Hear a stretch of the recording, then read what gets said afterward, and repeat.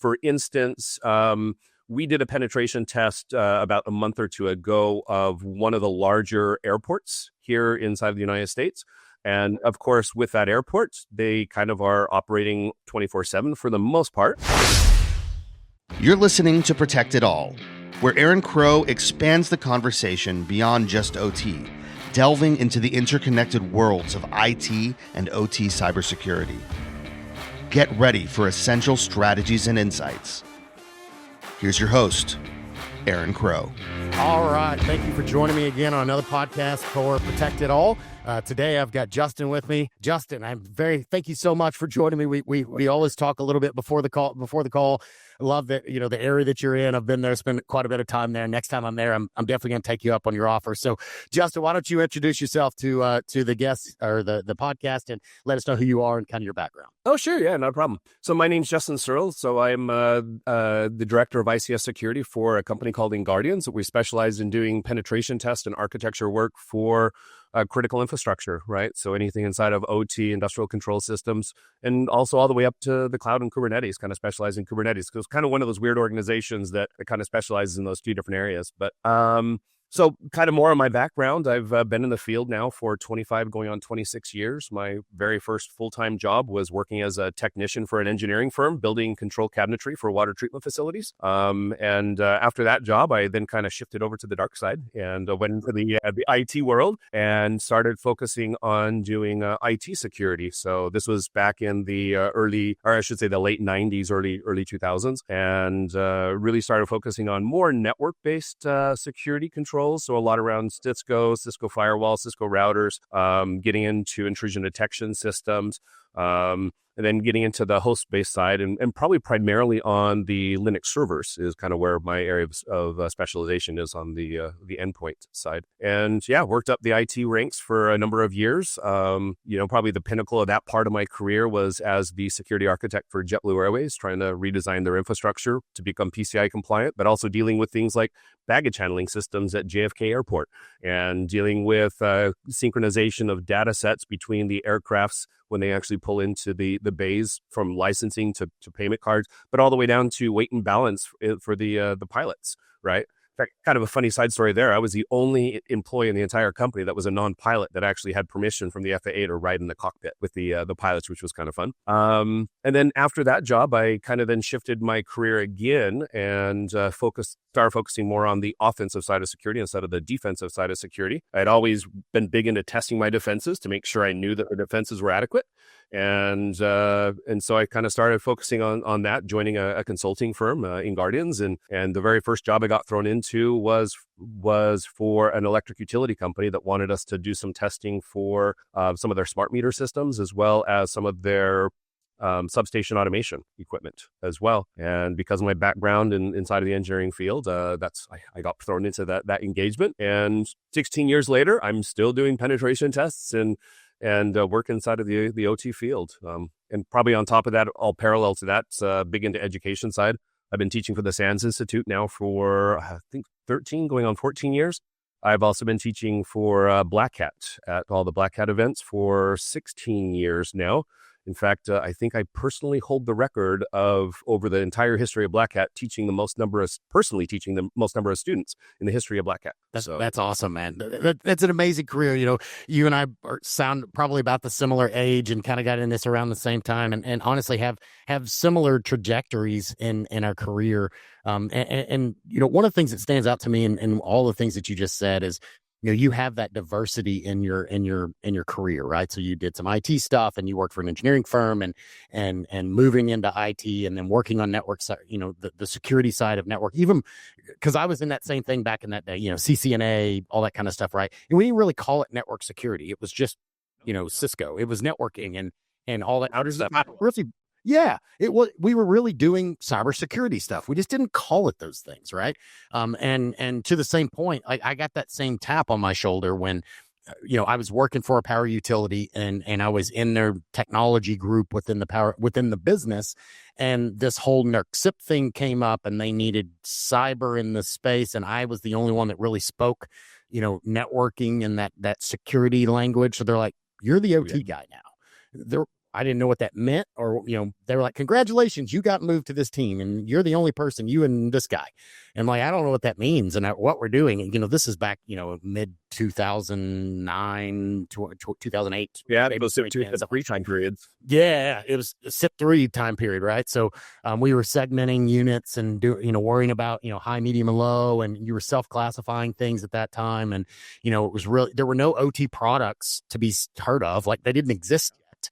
And so we were taking, I was architecting things, taking the experience that I'd had working in IT and forcibly bringing those, what's up gold, WSUS, Splunk, a NAC, things like that. And I was putting those in power plants on, all that kind of stuff, and net DVR. So we were doing full packet capture, really advanced things in these OT spaces. But that was because we were just, it's the only thing I knew. I'd done that in the IT side, and I was bringing those same skill sets over here. So what I love about that story, and for people that are listening, I get this question all the time. Like, how do I break into OT? How do I do cybersecurity? Like, I never took a cybersecurity class. I never, yet eventually I ended up taking, the CEH, I was CEH certified, and I took some of those hacking classes and things like that. But most of my experience came from working in infrastructure, working in switching, working in firewalls, working in, the OS and Active Directory and all of those things. All those are components of a security posture. So all of those things get really good at something that you enjoy, whether it's switching or networking. For me, when I was building out teams, and this is, I'm leading to a question, I promise. Oh, no, fine. All of this leads to, for me, when I was building out teams, especially when there aren't a whole bunch of OT people in the world, that, again, this is back in 2010, it's not like anybody had OT experience on their resume, because it just didn't exist. So I was trying to find people that I could teach the operational technology side of things, but I was having to grab them from the IT world. And I really honed in on the biggest thing that was beneficial to me was finding people with networking experience, because, if you look at the OSI model, everything transports across that networking layer.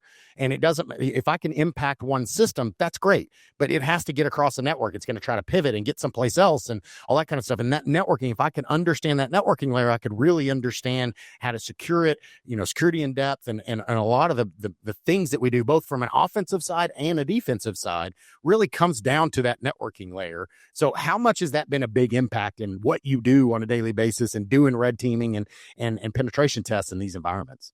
Well, it's absolutely huge, because when we start looking at our industrial control systems, right, inside of an OT environment, you get down, you have your supervisory levels, then you end up having all your individual processes themselves. Once a process has been commissioned, we usually can't make modifications or changes to it.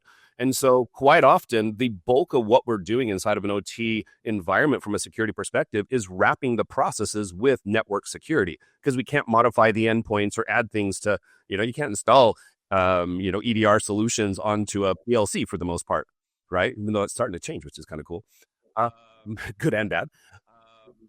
So really trying to do some of that segmentation, right? Wrapping the whole OT environment with security layer, but then also trying to do some separation east and west between the processes, and north and south between your site-wide supervisory or region-wide, in the case of electric utilities, right? And all the different sites that you have down lower on where the processes are. So I think that's huge. How much do you see? Walk us through, again, on this podcast, we have everybody from C-suite executives to brand new people trying to get into this and seasoned experience. So kind of all the gamut. What does a pen test in an OT environment look like? Because I know it's vastly different than it is in an IT environment. So walk us through what is this, a typical, again, you don't have to call names out or anything like that, but just a typical, pen test look like in an OT space? So quite often, I think the most important thing to think about penetration testing in an OT environment, right, is don't run with that assumption that we're doing what we do inside of IT and just going and compromising and pivoting through everything, right, and gaining full control over everything, right? I think the important thing to think about is when we do penetration testing, break it into two major buckets, right? One is going to be production sites that are, live machines that have been commissioned, either actively running production or preferably not running production, right? Depending on the environment. sometimes you don't have a choice. But then the other side of that coin is going to be penetration testing, which is more product testing or component testing in a lab. And that's where we actually really get down to down into the weeds, and we can really find those zero-day vulnerabilities and identify them and try to work with vendors to address them. But in a production environment, which I think your question was more kind of focusing on, right? Because that's where we have production concerns. Quite often, what we're doing inside of these production environments is we're going in with very, very delicate touches inside of these environments. And I would say the primary thing that we're actually doing is we're looking for network traversals going from one subnet to another subnet and just identifying if we can actually cross those boundaries. And then depending on the environment, depending on how much time you have there, depending on how much time you've worked with the engineers, because you can't do any of this work without partnership with those engineers.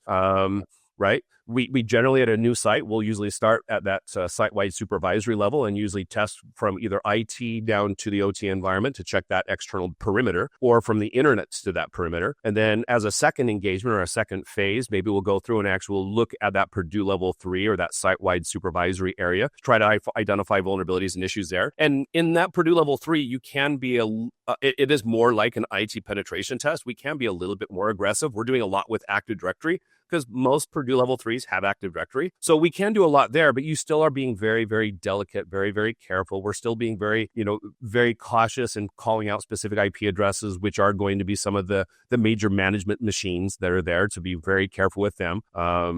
So, like inside of electric utility, right? Our distribution management systems, we're going to be very, very careful with, right? Anything like state estimators, any of that stuff, super careful with. But a lot of the workstations, right? We can do a lot more with those workstations. We're looking for data that's on those workstations that an attacker can use, because that's where usually all the details are that an attacker wants to do low-level attacks. And then maybe we'll actually test perimeter, or test from that, as a third phase, maybe test from that Purdue level 3 down to a Purdue level 2, right? So the supervisory inside of a process. So transitioning from supervisory site-wide to supervisory more local inside of the process, and try to get to the perimeter or just barely inside of that perimeter of that process. But usually to get to that phase 3, right, that's usually going to be several engagements down the road after I have a comfort level with those engineers, because if I don't have a comfort level, I'm not going to take that liability on myself or for my company. Yeah, right? I mean, it's a big risk, right? We're dealing with production things. And how many of these are you doing while they're online running versus in an outage perspective? So it depends on what we can do based on the environmental requirements themselves. So for instance, we did a penetration test about a month or two ago of one of the larger airports here inside the United States. And of course, with that airport, they kind of are operating 24/7 for the most part. And so we actually did that during their production hours. So we were testing specifically in this airport. We were actually testing 3 different segments for them. I should say, maybe say security zones, because each security zone had multiple segments inside of it. But we were testing the baggage handling systems. We were testing the CCTV, and we were testing all the physical door access for the airport, right? And so once again, super, super careful, super lightweight. We don't want to cause any baggage outage inside the airport. We don't want to cause any problems with, locking people out from getting to the planes. Or opening doors that shouldn't be open. Exactly, all the above. And so we're being very, very careful. And once again, we're primarily looking for traversal to get into these environments, to be able to identify what paths are available to get into these environments, and then trying to identify what are the key assets that we can get control over. In one case, we had Active Directory. At least in 2 of the 3, we had Active Directory deployed. And so we were able to get into the Active Directory and show a compromise in Active Directory. And then from there, you basically surmise what can you do with those credentials, right? We don't actually practice or demonstrate that unless an engineer wants it and an engineer was willing to take on that liability, and they're working with us to make sure we're containing whatever we're doing. For the most part, we have this access, and we have the engineer basically validate what can you do with this access, right? And so that's going to be part of it. And then another part of it is we will lightly probe some of the field devices, depending on the criticality of the field devices, but we will simply lightly probe them to try to identify what types of connectivity, what types of protocols there. If there's something that provides authentication, maybe a light probe of what that authentication is, but we're not going to brute force them, right? We're not usually going to run an exploit at anything that would be inside of a process. The only exploitation we generally do is usually on workstations and servers, with very few exceptions outside of that. I would say, in the production environment. What are some of the like real life examples of misconfigurations or security flaws or things like that you found in these OT environments? I can imagine. I know the ones I see, but what are some of the bigger ones that kind of stand out to you that were surprising or just like, oh my gosh, I can't believe this?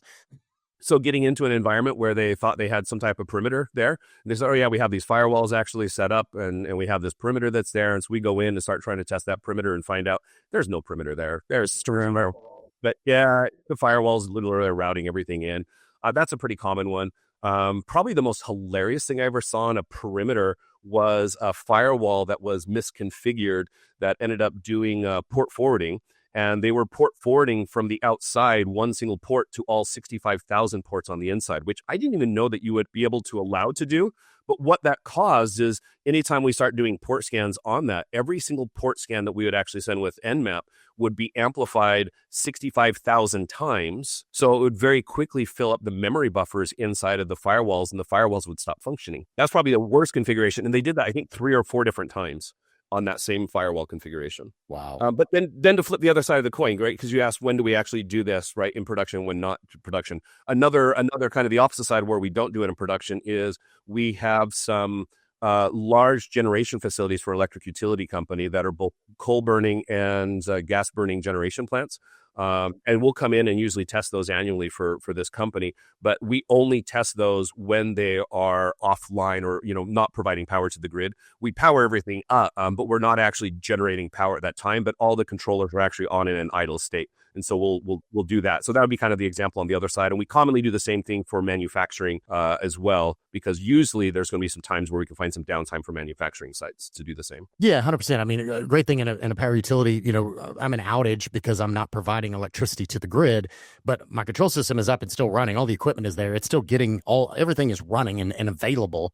So absolutely. So when I've done this in my past, we hired I was the asset owner, and we did this across 40 something sites. And to the point that we didn't trust them being the third party contractor. So I was doing all the hands on keyboard, and they would just tell me what commands and what they wanted to do and all that kind of stuff. And then I would, because the engineers trusted me, to your point. And I say this all the time.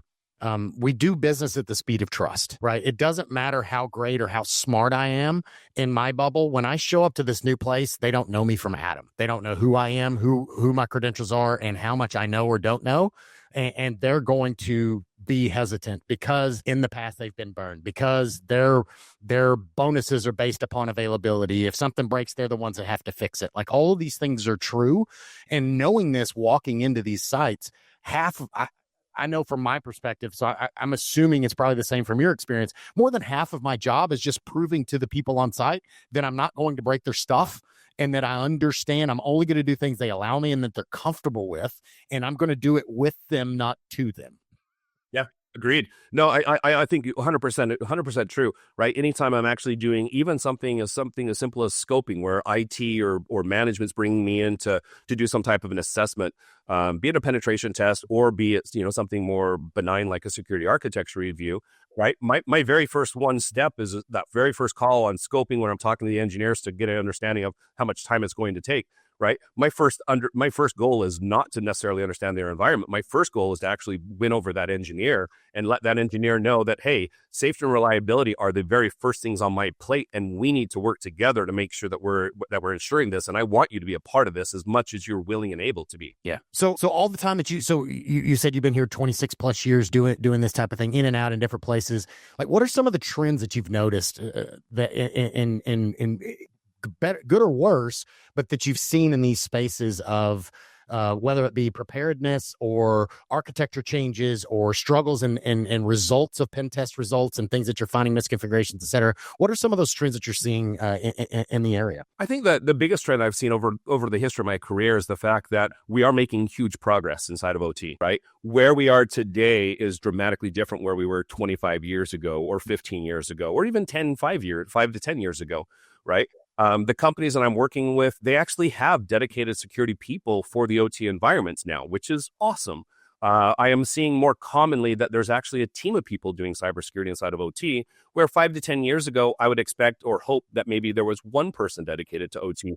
15 years ago, there was never anybody, right? I'm also starting to see what we've been trying to recommend through the Black Hat course and my SANS course, trying to constantly recommend to everybody that the number one benefit that we see for these environments is having dedicated human resources for the OT environment, right? And that's dedicated cybersecurity professionals that are only working in OT, because that way they learn the constraints and the limitations of those environments, and they're working with the engineers on a daily basis, and there's a partnership that's formed there. And more importantly, I think the engineers actually see these individuals as their personal resource for cybersecurity instead of some outside foreign third party that's coming in and mandating things to me, right? So I think that's the biggest change I see, and because of that shift, I think that's what's really started making a lot more effect in this change, because we have more visibility now. 15 years ago, there was zero visibility inside of the OT environment. Now I generally go in and I expect to see at least something on the perimeter for visibility. I expect to see some type of decent authentication and some type of decent remote access, hopefully, that I can actually monitor and see what's going in. But yeah, we're still very immature from where we need to be, but there is huge progress that's actually been made across the industry. Yeah, I 100% agree. I mean, the amount of things I've seen change since 2010 till now are drastic, and we're still way behind the 8 ball. Both things are true at the same time.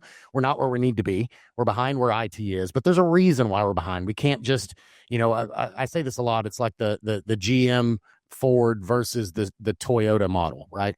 Toyota is one of the most reliable vehicles. You look at Car and Driver, independent third parties say this all the time, but you go look at a brand new, there's a reason why the Toyota 4Runner, for instance, it was the same model for 15 years. They didn't change anything about it for 15 years because it just worked. Now, it didn't have all the bells and whistles of the Tahoe, but you look at reliability, the engine, the internals, the radio, everything about it.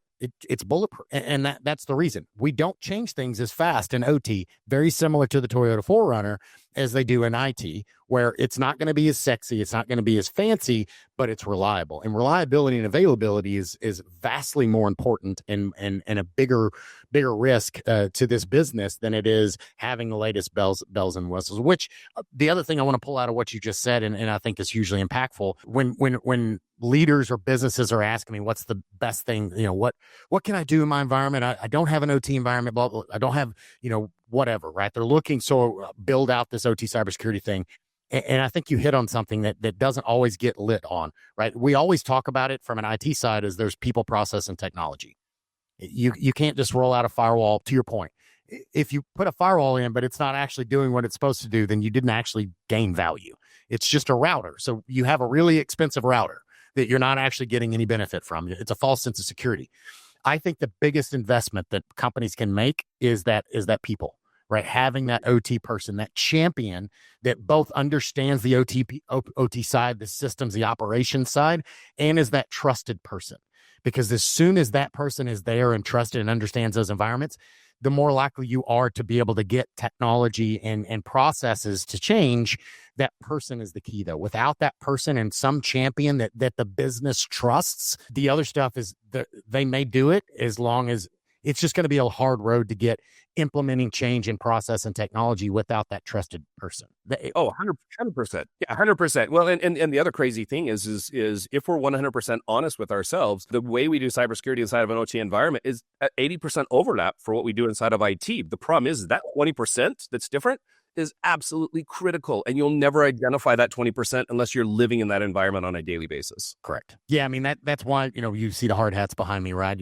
I worked, me and my team, we worked outages. We were in the control system outage. We were on site working the 12-hour shifts, for 6 weeks or 8 weeks or whatever it was. And we were doing our work during those outages for the same reason you just talked about. We were pen testing. We were doing patching during that time. We were upgrading, the VMs and the patching all of the systems and, running backups and all of the maintenance that we need to get done. We had to get it done in that window because we were so cautious about doing any of those changes. We would only patch during those outages. So we patched twice a year. We had a spring and a fall outage, and we would only patch during those times. The rest of the time, unless there was something super critical, I would not mitigate a vulnerability with a patch outside of an outage unless there was something hugely wrong. And sometimes outside of those two windows, sometimes they come down for unplanned maintenance. They have something break. And if they're down for a week, I may send my BAT team out to go do some work while they're there doing other things because the system's offline. But it's just vastly different in these OT spaces than in these IT spaces. It is. So how much of this, people hate this word, and I'm going to say it, and they hate the IT-OT convergence, right? To me, that word, the convergence to me is because all of these control vendors and all these spaces and all this technology, you even mentioned it before, PLCs, you can't put EDR stuff on it. Well, actually, they're starting to have stuff that you can. And as we start converging, and to me, the word convergence means we're bringing those commercially off-the-shelf technologies into the space. We have Cisco routers. We have Palo Alto firewalls. We've got Fortinet. We've got VMware, we've got Active Directory, like you mentioned. I've got WSUS, and I've got all these same exact technologies that are running in these IT spaces that are supporting my OT environment. And I just did a video the other day about this, and I was talking about Colonial Pipeline, and I had multiple people attack me because I said it was an OT impact. I was not implying that, and I absolutely know it was not an attack on an OT system. But my point in the whole conversation was it doesn't matter. It doesn't matter. Like where does the line get drawn? To me, as an asset owner, when I was an asset owner, it didn't matter who, like in Maximo, my EAP system, it didn't matter whether it was an IT system, it was owned by IT and they paid for it and it was under their support, or it was one of my systems that the plant paid for. Could it impact production? Would I have to shut down a power plant? It didn't matter if it's a PI server, an IT system, if the firewall gets impacted and I, for whatever reason, can't run my power plant. And the example I gave was Active Directory, actually. Is Active Directory an OT system? It's Active Directory. It doesn't matter what it is. It matters what function it's serving. So so many people get hung up on this. Well, that wasn't an OT attack. Okay. Yes, you're right. It wasn't Stuxnet and they didn't change the code on the PLC. It doesn't matter if it impacts production. When you walk in and do a rep team. That was an impact. Yeah, exactly. When you walk in and do a pen test, they don't care which system that you hit as long as can it impact my environment. Like, well, I was only in the firewall. I didn't expect that it would take down your system. They don't care. Yeah. Well, and it's still a cybersecurity issue as well, because in Colonial, there was a weakness, right? They had inadequate controls between their IT, OT perimeter boundary. And while they did have some level of control there, right, they didn't have the full visibility. They never actually tested islanding, which is what we generally recommend inside of those situations. And right, going into an islanded mode without ever testing it would have been the wrong decision to make because we don't want to destroy our process, right? But yeah, I mean, 100%, right? That was an OT impact, and it was a management decision to impact OT because they were afraid of it, actually losing control. And that's a better way to do it. Gracefully bring down the process instead of letting malware rip it down, right? But guess what they can do today? They can island today. Amazing. You have it's the same thing as you see the same thing when you're in an area. And I grew up in a small town in Texas, and we never locked our doors. Left car keys just sitting on the dash of the truck, all that kind of stuff, and never had problems. And you see in the news people's cars getting stolen and houses getting broken into, and you're like, oh well, that's somebody else. Until it happens to you or it happens to your next door neighbor. And then you're like, wait a minute, that my car got broken into. I have to look at things differently. Unfortunately, especially in things like cybersecurity, I can't tell you how many plants and plant managers I've talked to are like, well, I've been here for 40 years and we've never had a cybersecurity attack. You're probably right. But also you may not even know. You may have had somebody break into your environment and you don't even know about it. Maybe they didn't do any bad, or maybe they didn't break something. That doesn't mean that you weren't impacted at some point, right? So what are as we start looking at these, how do we start changing that conversation? How do we stop making IT a bad guy and OT a bad guy and fighting over whether it was an IT or an OT attack? And what is how do we get to a place where people are looking at this and realizing we're on the same page, we're on the same team, and using process? Because I can't tell you how many people that I've been in OT and they're terrified to do a pen test in an OT environment. How are y'all able to kind of see that and validate and show the value and that it's not just something I want to do in my IT world. There's a big benefit in the OT side as well. No, definitely, definitely. I think the biggest benefit to doing inside of the OT area is once again, right, focus on the things that are important to OT. Right, if you go in and you do a penetration test in the OT environment and you generate a report with 500 missing patches, and that's 95% of all your findings, right? That's not going to be helpful for the OT people because they know they're missing those patches. Well, at least I hope they know. Generally, the most common when it comes to patching, right, the most common recommendation that we have for our customers is usually that you need to have a patching program to actually review and document and make these decisions in an organized manner. That's the number one recommendation. And so if I do know they have a lot of missing patches, usually I roll it into that one recommendation and then say, hey, look at Appendix A, and I'll give you the full list inside of Appendix A, unless there's like very specific assets that are missing patches, which are absolutely critical. Then I'll call those out separately. But I think in order to show value of a penetration testing inside of an OT is show the things that are the most important, which is how can attackers actually get to the assets? How can attackers get across the boundaries that we actually have? How can we actually demonstrate that we can't see that the attacker's there in the first place and show a lack of visibility inside of that area? These are things that generally I think engineers are going to have a better appreciation for, as well as whoever's running that program, because that's where we're putting most of our time and energy inside of these systems is on that perimeter. And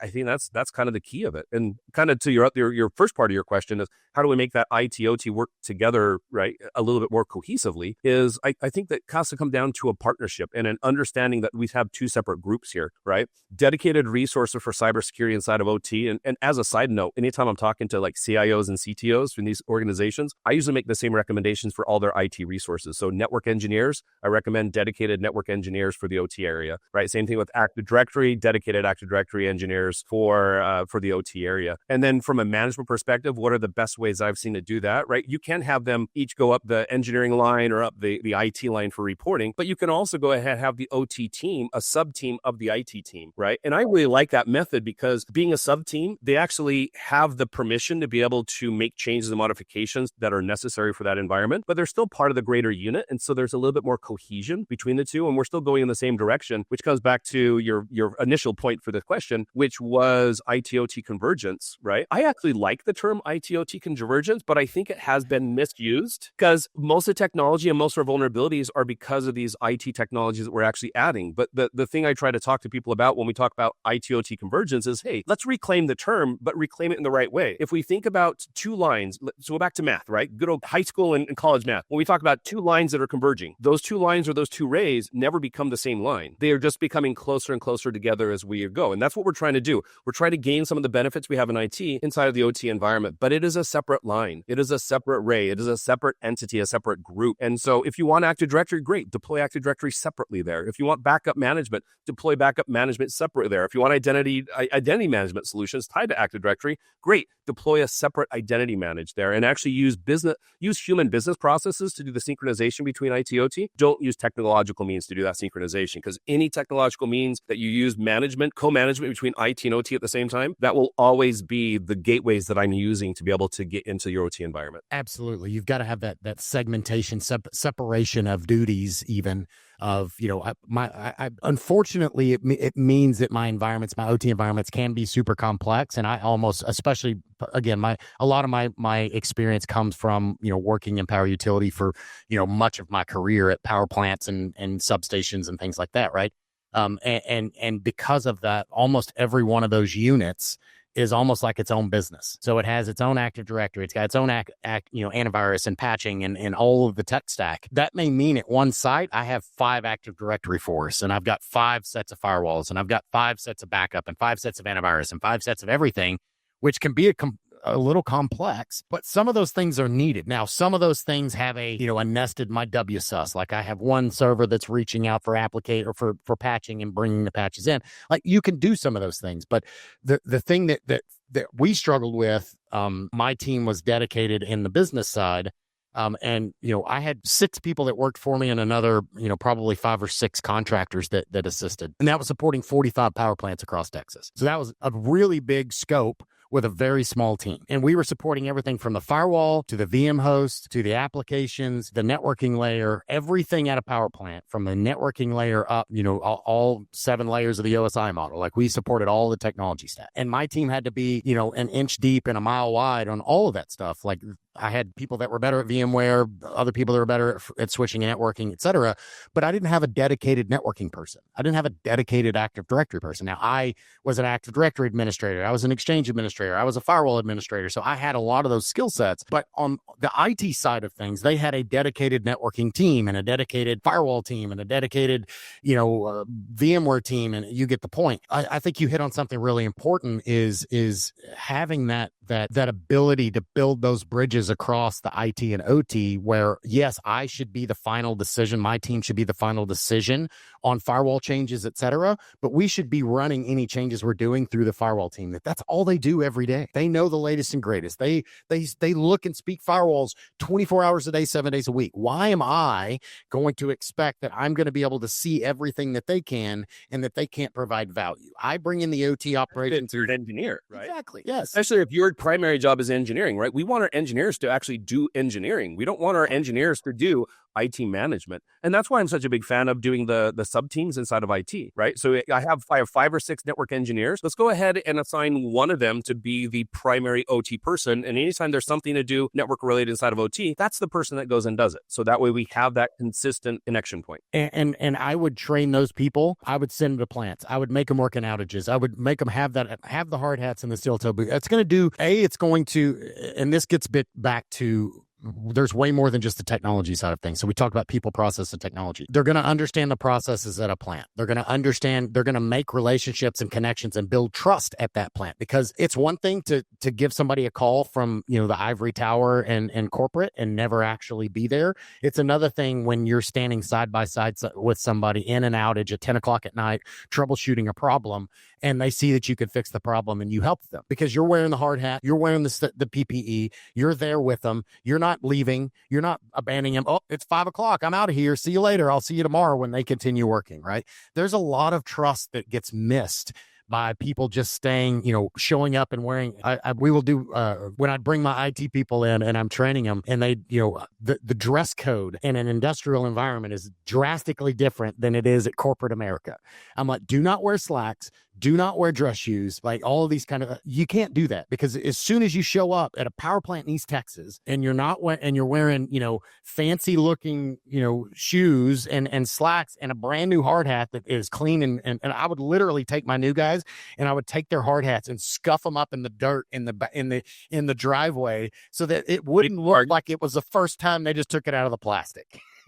Nice. But that perception makes a difference, right? And experiencing those things helps you have an understanding of why we don't patch, remotely, why I'm not updating things remotely without letting somebody know. I'm not just going to reboot a machine in the middle of the day, because there could be an operator sitting at that machine controlling something. To your point, we don't have outages. There's 24-hour things. They run all the time. 100%. And I would say even on a more simplistic level, right? Because we do have limited resources, and so we might not be able to get them back on the plant themselves. But if we just have them do the safety training, right? That safety training is going to be an eye-opening for them. Correct. Right? And I honestly believe that anybody doing any type of configuration of technology in a plant should have to have the same safety training of people working at that plant. I think that's something that should be a hard, fast rule. I mean, that in and of itself just gives them some insight into what could go wrong. Yeah. Well, and the last piece to me was the fact that we were a power company generating electricity. The budget for the IT team was drastically higher. I mean, 10x what my budget was. And still is general. Yeah. And my thing was the thing that made us money. And if my thing went down, we were having a bad day. If the email server goes down, somebody got annoyed, right?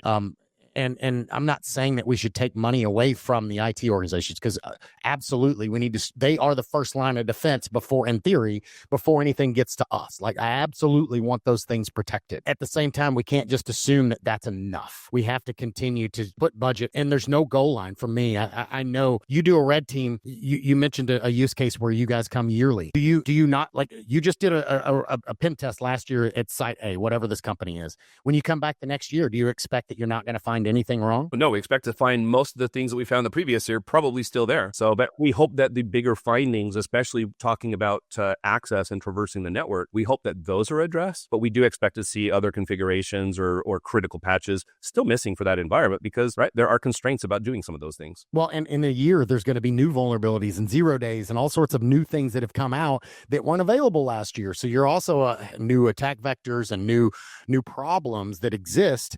And again, like you said, in these spaces, we're not patching all the time. We're not upgrading our systems. We may have Windows XP running in these environments intentionally, and they're not going to change it. So knowing that, okay, you know that's there. So how can I protect against these? So that's another difference, I assume, in your red teaming is sometimes you know that these things are going to be there.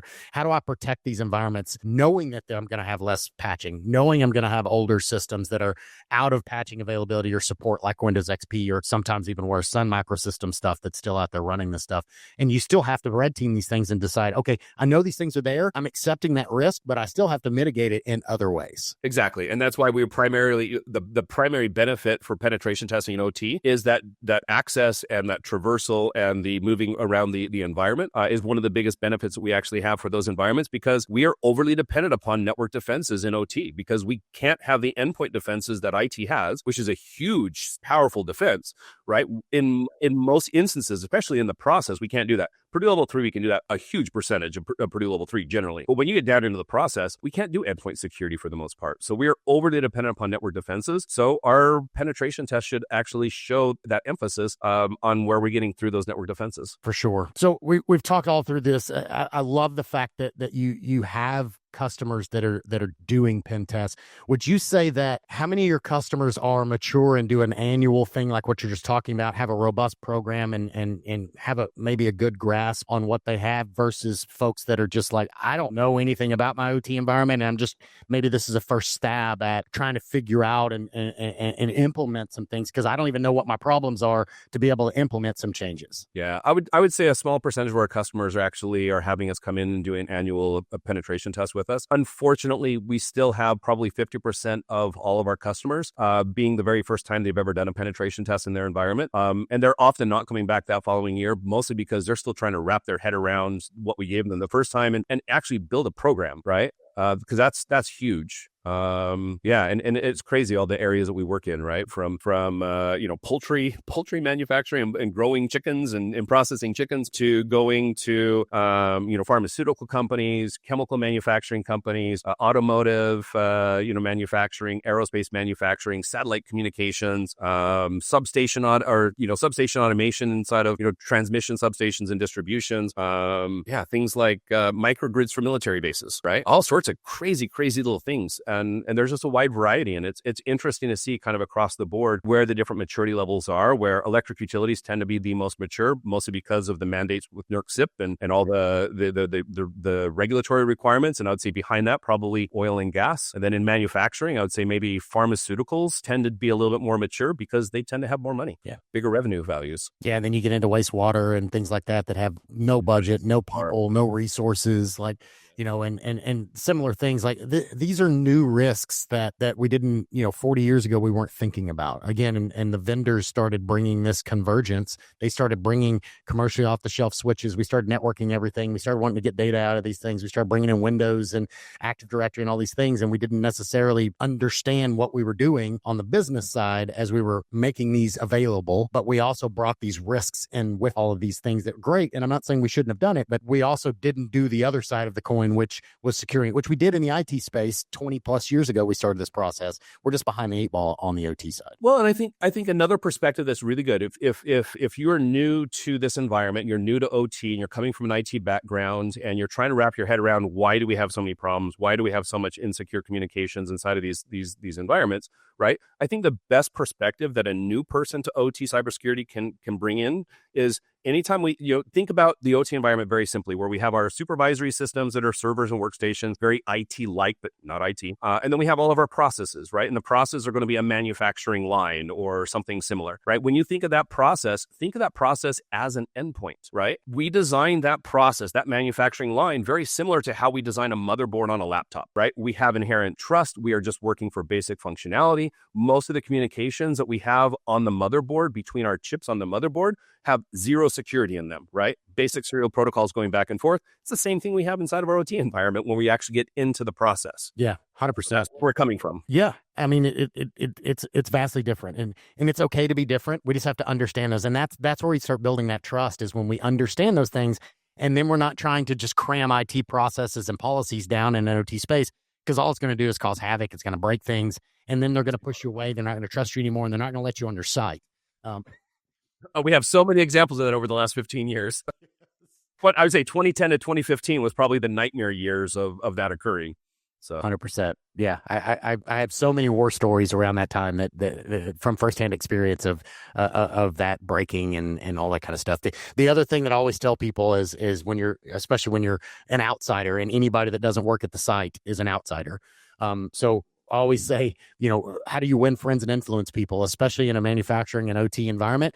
Bring donuts, bring food, break bread, like find ways that you can connect with those people on a personal level. And then when they start trusting you and seeing you as a person, and that you care and you understand and you want to help them, then they're more likely to let their guard down and kind of maybe listen to you more on the technology side and the process side, because you've built that rapport. I had a mentor tell me a long time ago, all business is a people business. And once you realize that, yes, you're doing red teams. Yes, you're doing penetration tests. At the same time, you're having to deal and engage with people. And when you realize that is probably the most critical part of being successful in your thing, and you focus on that and really dedicate time to building that trust, and that you're going to be quicker, more responsive, more capable, and more, the outcomes are going to be more successful, because you focused on the people side of that. Agreed. And remember, I think as well, right? If you're coming from an IT background, remember these OT engineers, they're technological geeks just in a different way than you are. And so another way besides focusing on reliability and safety and always starting with that and always rolling everything back to that in my conversations, right? I think another thing that really helps win over some of the engineers is let them shoulder surf what you're actually doing them, showing some of your tools that you're actually using, because they often like to see what's going on. And if I ever do component testing where I'm pulling things apart, they love to see what's inside of the box, right? Bring them in, show them. Yeah. These are very, very capable humans that are very intelligent. They're very good at what they do. Yes, they don't have a 20 years experience doing networking pen testing, but they're very capable, and they will catch on really quickly. And usually the reason they're hesitant is because they don't understand. And when you can show them, how do I know that you're not going to break my stuff? When you can show them, well, this is what I'm going to do. We've done this in a lab. I've built many labs for that exact reason, because I want to show them. I want to show people and prove that I can do this, what the outcome's going to be, and how it is safe and not going to break something, so they understand it. And once they get that aha moment, they're like, oh yeah, well, I'm okay with that. Yeah. Yep, exactly. And be humble and ask questions of them, right? I mean, because you need to show that you're dependent upon them, and they have answers that you need. And at the same time, right, share back to them, right? Help fill in some of their gaps as well. And if you can get that part where you're actually equally sharing knowledge and you're actually collaborating together, right? That's where we want to be. Absolutely. 100%. So next 5 to 10 years, what's one thing that you see come up over the horizon that maybe is exciting and maybe something that's concerning? Oh, well, boy, of course, everybody throws out the whole AI thing. Yeah, it's there, right? I think AI helps us and hinders us equally on both sides of the coin. So I'm definitely not going there. I honestly don't think AI is going to have as big a change as we need. I just see AI literally as the next step in automation, right? IT originally came from our field inside of the OT, right? It's just another higher level of automation. I think AI just is that next step of automation and the evolution of the automation world. So honestly, I think that we just continue to progress forward. And I think the biggest thing that we see is just more maturity inside of these areas. And I hope that we continue down that path and gain better visibility. We start actually having better dedicated resources inside of the OT, right? In environments. And we actually start understanding that, yes, this is a different entity. And if you are worried about trying to maintain the highest level of OT cybersecurity integrity, right? What you would want in an oil and gas or electric utility or manufacturing, which would be very different than business management systems where you don't necessarily care about that level of separation. But if you want that highest level of separation, highest level of security, right? Think of that OT environment as a separate entity, like a separate business partner. And you want to exchange data back and forth between IT and OT, like your company does to their business partners across the internet. And if you can get to that point where you aren't sharing VLAN space. You're not running OT VMs on a physical server sitting inside of IT. You don't have Active Directory spanning the whole area, right? If you can get to that point, right, I think that's what we're going to see coming into the future, is that we get more and more companies taking this very seriously and getting better resources inside of that OT environment. And then on the flip side of that coin, what do I think is kind of the worst thing? Well, this is something that I've been worried about for, ever since I've been inside of this field. And honestly, 15 years ago, I would have predicted way before now, right, that we would have these more problems. But I have to say it, I think the worst part in the next 5 to 10 years is I think we have to have at some point some type of cyber attack directly on OT that has a direct impact to human life to some level of scale.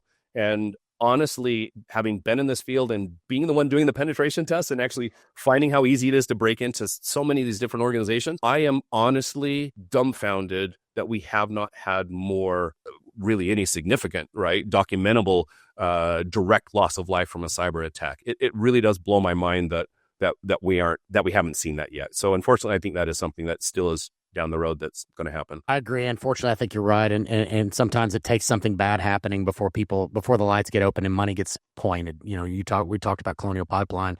They have a huge cyber budget now, and they fixed a lot of those problems because there was this big incident and it was in the news and it was embarrassing and all the things. Same thing with Target. And I mean, you name it. You see a cyber event and then you see a bucket load of money be thrown at cybersecurity, and then they have a really mature and secure environment. Not that it's ever secure, but it's improved security. And unfortunately, I feel that you're right. Too many.